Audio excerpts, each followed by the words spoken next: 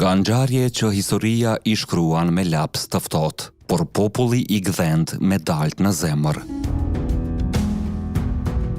Dhe një prej këtyre ngjarjeve është atentati ndaj Ahmet Zogut në Vjenë një ditë dimri të vitit 1931, që në kujtesën e shqiptarëve nuk jeton vetëm si një sulm politik, por si një prej tregimeve më të fuqishme të besës dhe sakrificës. Para se të vazhdojmë, shtype butonin e pëlqimit dhe abonohu në Histori Epike, sepse kështu na ndihmon të sjellim edhe më shumë histori që e mbajnë gjallë kujtesën tonë kombëtare. Por përpara se të flasim për legjendën dhe gojdhanën, duhet të ndalemi tek njeriu vet, tek burri që populli e ngriti në simbol. Lesh Topallaj nuk ishte një hije pranë mbretit, por një jetë e ndërtuar me disiplinë, miqësi, studim dhe besnikëri. Ai lindi në Sheshaj, në një familje që dikur mbante mbiemrin Mandreja, por që rreth vitit 1920 mori mbiemrin Topalli, e më vonë Topallaj.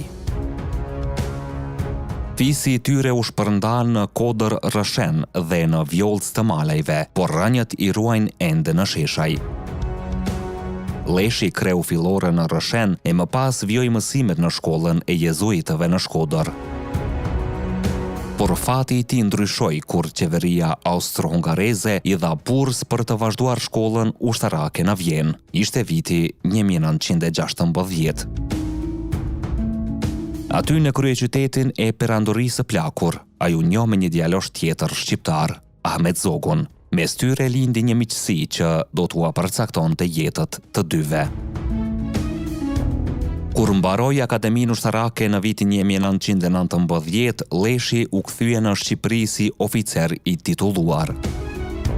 Fillimisht shërbeu në Shkodër, pastaj në gardën kombëtare në një periudhë kur shteti shqiptar kërkonte ende të ngrihej në këmbë. Ai u martua me një vajzë të familjes Toptani, dajallar të Zogut, duke e forcuar akoma më shumë lidhjen e tij me Ahmet Zogun, jo vetëm si miq, por tashmë edhe si familjar. Ishte pjesë e forcave qeveritare që shtypen kryengritjen e Mirditës në vitin 1921 dhe deri në qershor të vitit 1924 shërbeu në gardën kombëtare me disiplinën e një oficeri që e di se çfarë detyre mban bisupe. Pastaj erdhi revolucioni i qershorit. Zogu largohet nga Shqipëria dhe pas tij niset edhe kapiten Lesh Topallaj. Ai nuk e tradhtoi. Kur Zogu u rikthye në dhjetor të 1924 për të rimarrë pushtetin, Leshi ishte aty krah tij. Në pranverën e vitit 1925, për besnikërinë dhe aftësinë e tij, Zogu e ngriti në gradën major dhe vendosi si ndihmës të parë njeriun më pranë mbretit, rojen që nuk e lëshonte kurrë nga syt. Në shkurt të vitit 1931, Leshi ishte pjesë e delegacionit që shoqëronte Zogun në një vizitë në Vjenë. Aty ku dikur kishte studiuar, aty ku ishte njohur Zogun për herë të parë, aty ku fati i tij do të mbyllej. Në shumë zona të veriut, nga Mati e Mirdita e deri në Shkodër, rrafimi trashëgohet thuajse i pandryshuar. Thuhet se në ditën e atentatit, mbreti Zog kishte marrë paralemrime të qarta se rrezikohej nga disa kundërshtar politik të arratisur. Në çastet e fundit para se të dilnin nga opera e Vjenës, ndihmësi i tij besnik, Lesh Topallaj, i kishte kërkuar mbretit të bënin një ndërrim veshjesh. Gojedhëna tregon se Leshi kishte veshur pallton, kapelen, madje edhe shallin e Zogut, duke marrë formën dhe hijen e prijesit të vet.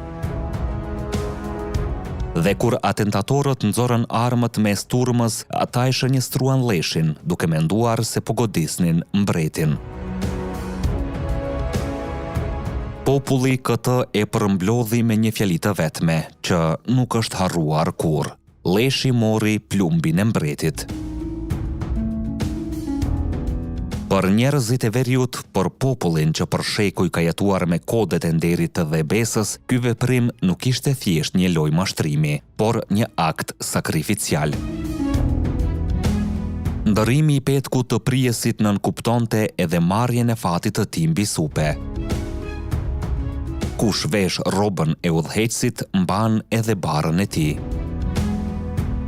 Për këtë arsye, rrëfimi u bë pjesë e folklorit, jo sepse dokumentet e vërtetuan, por sepse populli e besoi me zemër. Në odat shqiptare, ky tregim u shndrua në një simbol të burrërisë së leshit, një djalë që zgjodhi të vendosej mes mbretit dhe plumbave, ashtu si dikur trimi vendosej mes bajraktarit dhe pushkës armike. Por historia e shkruar, ajo që gjejmë në raportet e policisë austriake dhe të ambasadave të kohës, jep një pamje tjetër. Shumë më të ftohtë dhe shumë më të zhveshur nga simbolika. Atentati ndodhi me 20 shkurt 1931. Ahmet Zogu ndodhej në Austri për arsye shëndetësore dhe po kthehej nga një shfaqje në Operën e Vjenës. Dy atentatorë shqiptar, Ndok Gjeloshi dhe Aziz Qami, të lidhur me rrethin antizogist të emigracionit, hapën zjarr sapo Zogu dhe shoqëruesit e tij dolën nga ndërtesa. Në ato pak sekonda kaosi, Lesh Topallaj, si roje personale dhe njeriu më i afërt i mbretit, u godit për vdekje. Eqerem Bej Libohova, ministri i oborrit, u plagos. Zogu nxori armën dhe u vetëmbrojt derisa ndërhyri policia austriake. Asnjë dokument i kohës nuk përmend ndërrim veshjesh, asnjë raport nuk e përshkruan skenën, ashtu siç e kujton populli. Sipas dokumenteve, atentatorët qëlluan drejt grupit, jo drejt një njeriu të maskuar si mbret. Por atëherë, pse lindi gojdhëna? Pse u ngrit mbi faktet një tregim që fliste për sakrificë? Përgjigja është e thjeshtë dhe njëkohësisht e thellë, sepse populli gjithmonë ka kërkuar kuptim, jo thjesht kronologji. Leshi ra duke ecur pranë Zogut, ra duke mbrojtur, ra i pari. Rënja e tij krijoi atë boshllëkun emocional që populli e mbushi me fjalë. Njerëzit nuk donin ta besonin se vdekja e tij ishte thjesht rastësi. Ata deshën që ajo të ishte një akt nderi. Dhe kur populli do të ngrej dikë lart, ai i jep historisë një version që nuk e gjen në dokumente, por që e gjen në shpirtin e tij. Një gjë që ndezi edhe më shumë flakën e kësaj gojdhënie popullore është fakti se pas arrestimit, atentatori Gjeloshi deklaroi se e kishte ngatëruar mbretin me Leshin.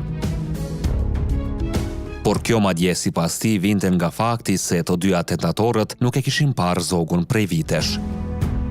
Trupi i balsamosur i Leshit mbërriti në Durrës me 5 mars me vaporin Otranto. Ai u varros me nderime të larta shtetërore dhe mori titullin dëshmor i kombit. Në Gardën e Republikës, në lapidarin e ngritur për gardistët e rënë në krye të detyrës, emri i parë i gdhendur është ai i major Lesh Topallajt. Në shtator të atij viti, në rrugën e Durrësit në Tiranë, u vendos busti i tij. Një nga përmendoret e para të tipit modern në Shqipëri, e realizuar nga skulptori italian De Marchis.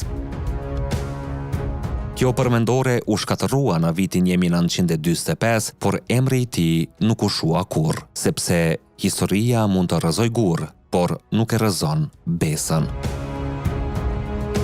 Kështu për dekada me radhë ngjarja ka jetuar në dy forma paralele. Historia e shkruar thot se atentati ishte një akt i organizuar politikisht nga kundërshtar të Zogut, ku një roje personale humbi jetën në krye të detyrës. Por historia e popullit thot diçka tjetër, se major Leshi u flijua me vetdije. Duke veshur petkun e mbretit dhe duke marrë mbi vete plumbin që nuk duhej t'i prekte prijesin. Dhe ndoshta këto dy versione nuk janë kundër njëri tjetrit. Njëri flet për faktin, tjetri për kuptimin. Njëri tregon çfarë ndodhi, tjetri tregon pse njerëzit besuan se kështu duhej të kishte ndodhur. Populli shqiptar ka një histori të gjatë ku besa, nderi dhe sakrifica i ka përcejnë faktet dhe ngrihen në legjenda. Leshtopallaj, qoftë si roje pranë mbretit apo si hero i gojdhanës, mbetet pjesë e këtij zinxhiri të gjatë burrash që populli i ka vënë përpara, jo sepse i gjeti në libra, por sepse i gjeti tek vetja. Nëse ju pëlqeu kjo histori, lëreni një koment poshtë dhe na tregoni se cilën ngjarje dëshironi ta sjellim herën tjetër. Ne jemi Histori Epike, aty ku e kaluara rilind. Deri në videon tjetër, qëndroni krenar dhe të vetëdijshëm për gjakun që rrjedh në damarët tanë.